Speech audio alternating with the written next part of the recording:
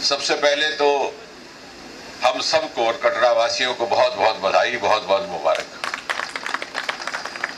नए साल के आगमन पर ये जो तोहफा मोदी जी ने हमें दिया है, शायद हमें इसका महत्व उस समय महसूस हो जब हम ये स्मरण करें कि सन 2019 में जब पहली बार भारतवासियों ने वंदे भारत नाम सुना, उससे पहले हमें इसका मालूम ना था, तो कटरा वो शहर था, कटरा वैष्णो देवी वो दूसरा स्टेशन था देश में जहां हमें वंदे भारत का उपहार मिला।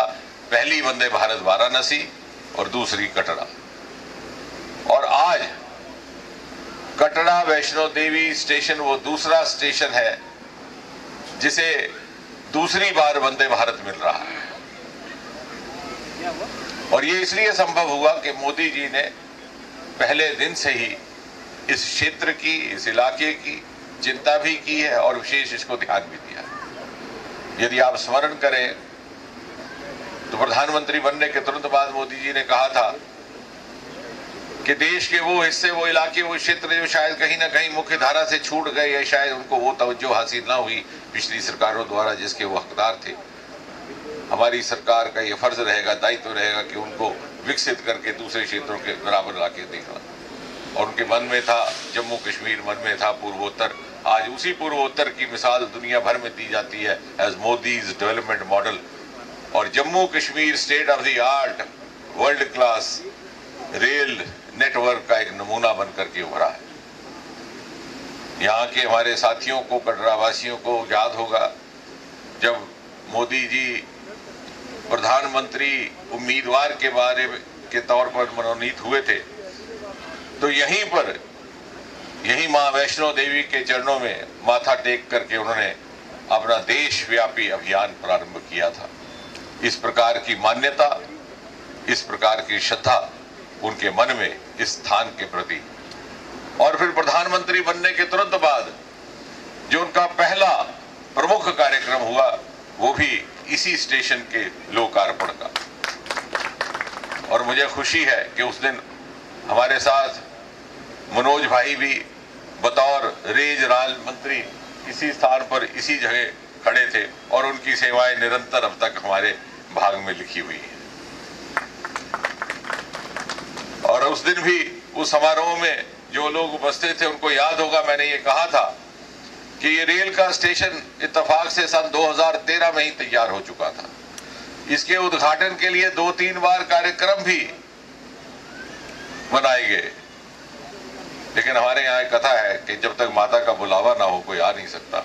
और शायद माता को ये मंजूर था कि मोदी जी प्रधानमंत्री के रूप में इस देश की बागडोर संभालें और उनके शुभ कमलों से इस रेल का लोकार्पण हो, इस स्टेशन का।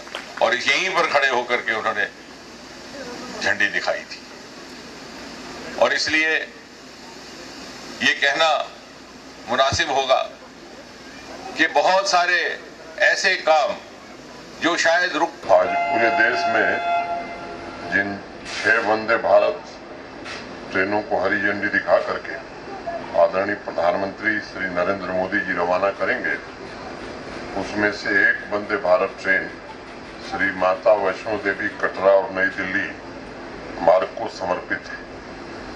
जम्मू कश्मीर के लिए ये दूसरी वंदे भारत ट्रेन की सौगात है और मुझे लगता है कि इस यूनियन टेरिटरी को भारत वर्ष का विकास इंजन बनाने की आदरणीय प्रधानमंत्री जी की प्रतिबद्धता का भी एक उदाहरण है।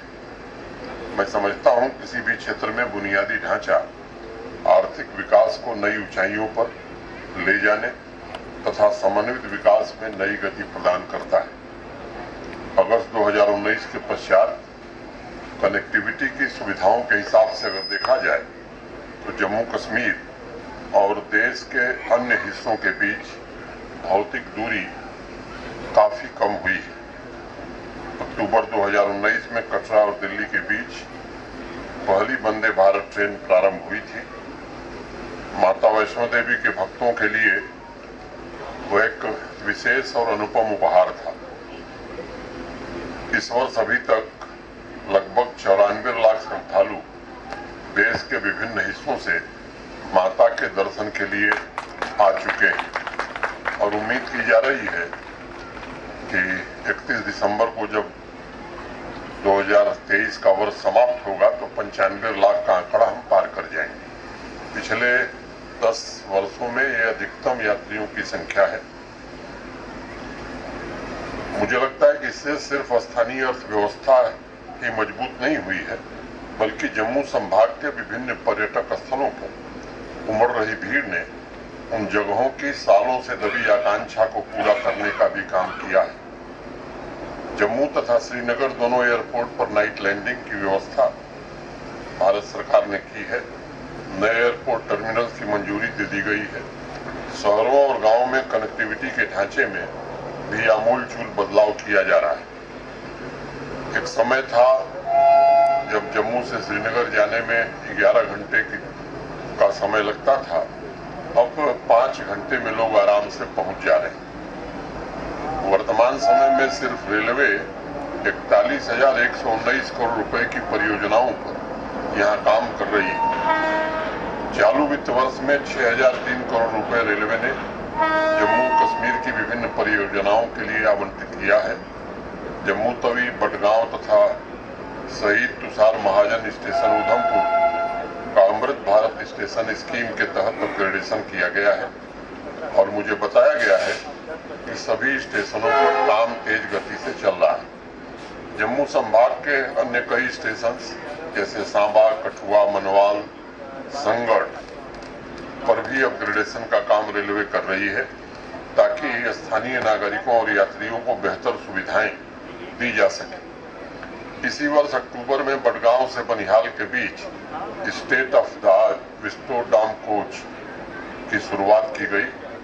कश्मीर घाटी के लिए 4 नई रेलवे लाइन अवंतीपुरा शोपियां, सोपोर कुपवाड़ा, अनंतनाग पहलगांव तथा बारामूला उरी के फाइनल लोकेशन सर्वे का काम भी रेलवे कर रही है। इसके अलावा बारामूला बनिहाल सेक्शन के डबलिंग प्रोजेक्ट के लिए फील्ड तथा ड्रोन सर्वे का काम भी रेलवे ने पूरा कर लिया है। आप सब जानते हैं कि आने वाले वर्ष में कश्मीर कन्याकुमारी से रेलवे से जुड़ जाएगा। ये एक ऐतिहासिक प्रोजेक्ट है जिसका इंतजार केवल जम्मू कश्मीर नहीं पूरा देश कर रहा था और मैं उम्मीद करता हूं कि आने वाले समय में शीघ्र ही आदरणीय प्रधानमंत्री जी इस योजना को यात्रियों को और यहाँ के स्थानीय लोगों को समर्पित करेंगे। माननीय प्रधानमंत्री जी के नेतृत्व में बुनियादी ढांचे में आई नई गति ने ईज ऑफ ट्रैवल, आम नागरिकों के जीवन यापन, रोजगार के नए अवसरों का सृजन किया है और अंतिम छोर तक कनेक्टिविटी भी सुनिश्चित की है। मैं मानता हूं आदरणीय प्रधानमंत्री जी के मार्गदर्शन में आज पूरा देश ऐसे जम्मू कश्मीर की तस्वीर देख रहा है जो तीव्र गति से संपन्नता और समावेशी विकास की नई सीढ़ियां चढ़ रहा है और राष्ट्र की मुख्य धारा से जुड़ करके नागरिकों की उम्मीदों को साकार भी कर रहा है। आर्थिक क्षेत्र में बड़ी सफलताएं, नित नई उपलब्धियों के साथ विकसित भारत यात्रा के संकल्प में भी युवा, महिला, किसान और गरीब को आत्मनिर्भर बनाने, रोजगार के साथ उनके जीवन स्तर को बेहतर बनाने की दिशा में नए संकल्प के साथ प्रशासन काम कर रहा है। आज से ठीक 2 दिन बाद हम अवसरों के नए वर्ष में प्रवेश करने वाले हैं और मुझे विश्वास है कि एक नए जम्मू कश्मीर का जो उदय हो रहा है उसकी गति और तेज होगी। महान व्यक्तित्व जो भी कर्म करते हैं, जो भी आदर्श स्थापित करते हैं, वो सारे संसार के लिए होता है। राष्ट्र निर्माण के यज्ञ में तथा जम्मू कश्मीर को राष्ट्र का शानदार सिरमौर बनाने में इस ऐतिहासिक परिवर्तन के सारथी भारत के सम्माननीय प्रधानमंत्री आदरणीय नरेंद्र मोदी जी हैं, जो संपूर्ण विश्व को आज शांति, समृद्धि की नई राह दिखा रहे हैं। जब से देश की बागडोर उन्होंने संभाली है, तब से देश के सामने अनेक चुनौतियां थी, परिस्थितियां प्रतिकूल थीं और समस्याओं का तूफान भी सामने था, लेकिन बिना रुके, बिना झुके, बिना थके कर्तव्य पथ पर उन्होंने हम सभी का मार्गदर्शन किया, विकास को जन आंदोलन का स्वरूप दिया और भारतीय राजनीति में विकासवाद को स्थापित किया है। पिछले 5 वर्ष में न सिर्फ 13.5 करोड़ से ज्यादा नागरिक गरीबी रेखा के बाहर निकले हैं, बल्कि ब्रिटेन पीछे छोड़कर भारत दुनिया की 5वीं बड़ी अर्थव्यवस्था बन गया है। उनके नेतृत्व में 2027 में भारतवर्ष विश्व की तीसरी सबसे बड़ी आर्थिक शक्ति बनने जा रहा है। 1953 में राष्ट्र के गौरव पुरुष श्रद्धेय डॉक्टर श्यामा प्रसाद मुखर्जी ने जम्मू कश्मीर के पूर्ण विलय की चिंगारी प्रज्वलित की थी और उस उद्देश्य के लिए संघर्ष करते हुए अपने जीवन का सर्वोच्च बलिदान भी दिया था।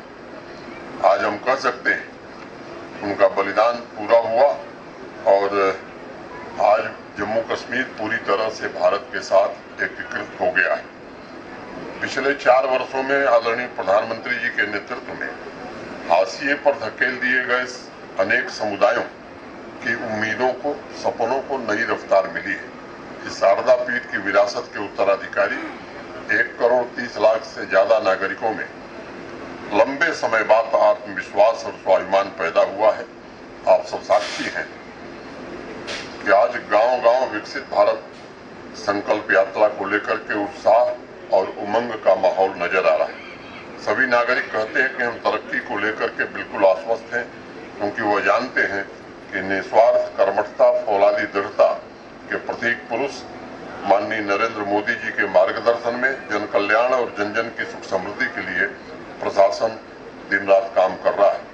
उस विश्वास का परिणाम है कि आज देश विदेश के कोने कोने से लोग जम्मू कश्मीर आ रहे हैं तथा विश्वास और विकास की नई ज्योति भी जला रहे हैं।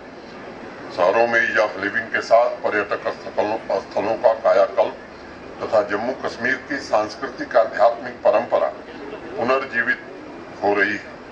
अस्तित्व ने जम्मू कश्मीर को इतना सुंदर वातावरण, आध्यात्मिकता, सौहार्द, एकता और सबसे बढ़कर के सांस्कृतिक समृद्धि दी है। एक प्राकृतिक संसाधन संपन्न जम्मू कश्मीर की अमूल्य धरोहर है। आत्मनिर्भरता हासिल करने के लिए शांति, लोगों के बीच विश्वास और भाईचारा ये सबसे महत्वपूर्ण होता है। इसलिए सह अस्तित्व से प्रभावित जम्मू कश्मीर की आध्यात्मिक विरासत एक मिशन के रूप में पुष्पित और पल्लवित करने की कोशिश हो रही है, ताकि हम विकास की नई ऊंचाइयों पर पहुंच सकें। आजकल देश की अखबारों की सुर्खियों में ज्यादातर हेडलाइन की शुरुआत 2 तरीकों से होती है। 3 दशक बाद जम्मू कश्मीर में इसके आगे का विषय अलग अलग होता है, जो पिछले 4 वर्षों की उपलब्धियों का प्रमाण है।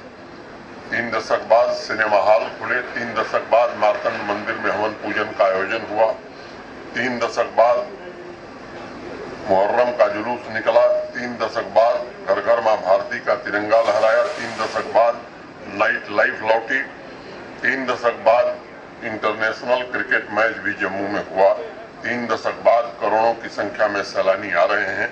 और दूसरी हेडलाइन होती है कि आजादी के बाद पहली बार इसमें भी अलग अलग विषय होते हैं। आजादी के बाद पहली बार मछैल को ग्रिड पावर से कनेक्ट किया गया, पहली बार गुरेज के गांवों में बिजली पहुंची, पहली बार भूमिहीनों को प्रशासन ने 5 मरला जमीन देना शुरू की। आजादी के बाद पहली बार स्टेशन टॉप पर बिजली पहुंचाई गई, पहली बार सीमावर्ती गांवों तक सड़क पहुंचाने में प्रधानमंत्री जी के नेतृत्व में प्रशासन को सफलता मिली। ऐसी सैकड़ों हेडलाइंस आज पूरा देश पढ़ रहा है।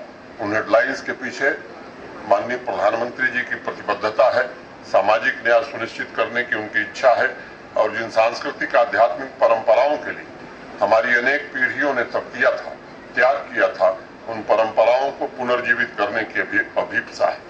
आज मैं यहाँ कहना चाहता हूँ कि जो भक्त यहाँ माता वैष्णो देवी के दर्शन के लिए आते हैं, शिवखोड़ी श्राइन बोर्ड भी शिवखोड़ी के विकास के लिए तत्पर है। वहाँ भी काम तेज गति से चल रहा है और मैं उम्मीद करता हूँ कि आने वाले दिनों में कटरा से शिवखोड़ी हेली सेवा भी प्रारंभ की जाएगी, ताकि भगवान शंकर का दर्शन भी यहाँ के भक्त कर सकें। मैं आपको भरोसा देना चाहता हूँ कि इस मिट्टी के कण-कण में समावेशी विकास की चमक हो, इसके लिए कोई कसर नहीं छोड़ी जाएगी। उसी भावना के साथ आधार पर प्राचीन शारदा पीठ को नॉलेज इकोनॉमी के रूप में डेवलप करने की भी कोशिश हो रही है। जम्मू देश का एकमात्र ऐसा शहर है जहां सभी प्रीमियर एजुकेशनल इंस्टीट्यूशंस हैं और निरंतर एजुकेशन सुविधाओं का विस्तार करके इसे इनोवेशन सिटी बनाने की दिशा में प्रयास किया जा रहा है।